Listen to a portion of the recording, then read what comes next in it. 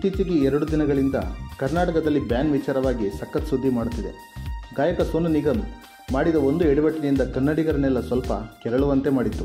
ಬೆಂಗಳೂರಿನ ಈವೆಂಟ್ ಒಂದರಲ್ಲಿ ನಡೆದ ಕಾರ್ಯಕ್ರಮದಲ್ಲಿ ಸೋನು ನಿಗಮ್ ಹಾಡುತ್ತಿರುವಾಗ ಅಲ್ಲಿ ನೆರೆದಿರುವಂಥ ಪ್ರೇಕ್ಷಕರು ಸಾಮಾನ್ಯವಾಗಿ ತಮ್ಮ ತಮ್ಮ ಭಾಷೆಯ ಒಂದು ಹಾಡನ್ನು ಹಾಡಿ ಎಂದು ಕೇಳುತ್ತಾರೆ.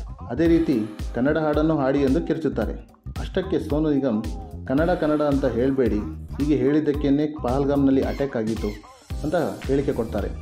ಆದರೆ ಈವೆಂಟ್ ಪೂರ್ತಿ ನೋಡಿದವರಿಗೆ ಗೊತ್ತಾಗುತ್ತೆ ಸೋನು ನಿಗಮ್ ಮಾತಿನ ಬರದಲ್ಲಿ ಬೈ ಮಿಸ್ಟೇಕ್ ಏನೋ ಹೇಳಲು ಹೋಗಿ ಏನೋ ಮಾತಾಡಿ ಗೊಂದಲಕ್ಕೆ ಸಿಲುಕಿದ್ದಾರೆ ಎಂದು. ಇದೇ ವಿಷಯ ಕನ್ನಡಿಗರನ್ನು ಕೆರಳಿಸಿ ಕನ್ನಡಿಗರಿಗೆ ಅವಮಾನ ಮಾಡಿದ್ದಾರೆ ಎಂದು ತುಂಬ ಗೊಂದಲ ಸೃಷ್ಟಿ ಮಾಡಿತ್ತು.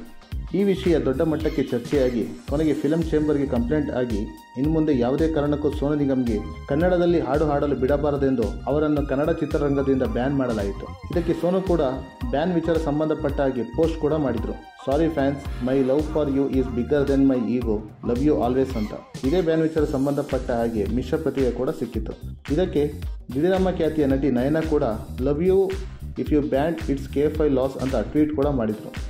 ಇಲ್ಲಿ ವಿಷಯ KFI ಲಾಸ್ ಹೇಗಾಗುತ್ತೆ? ಇದಕ್ಕೂ ಮೊದಲು ನಮ್ಮಲ್ಲಿ ಎಷ್ಟೋ ಪ್ರತಿಭಾವಂತ ಕಲಾವಿದರಿದ್ದಾರೆ. ಹೊರಗಡೆಯಿಂದ ಬಂದು ಎಷ್ಟೋ ಜನ ಹಾಡು ಹೇಳಿ ಹೆಸರು ಗಳಿಸಿದ್ದಾರೆ.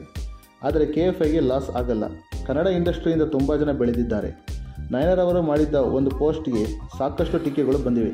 ಏನೇ ಆಗಲಿ, ಅಭಿಮಾನ ಇರಲಿ, ಕನ್ನಡ ಮತ್ತು ಕರ್ನಾಟಕವನ್ನು ತಪ್ಪಾಗಿ ಮಾತನಾಡೋ ಯಾವುದೇ ವ್ಯಕ್ತಿಯಾಗಲಿ ಅವರಿಗೆ ಇದೊಂದು ಉದಾಹರಣೆಯಾಗಿದೆ. ಈ ವಿಡಿಯೋದ ಬಗ್ಗೆ ನಿಮ್ಮ ಅನಿಸಿಕೆಗಳನ್ನು ನಮ್ಮ ಕಮೆಂಟ್ ಬಾಕ್ಸ್ನಲ್ಲಿ ಹಾಕಿ. ಈ ವಿಡಿಯೋವನ್ನು ಲೈಕ್ ಮಾಡಿ, ಶೇರ್ ಮಾಡಿ.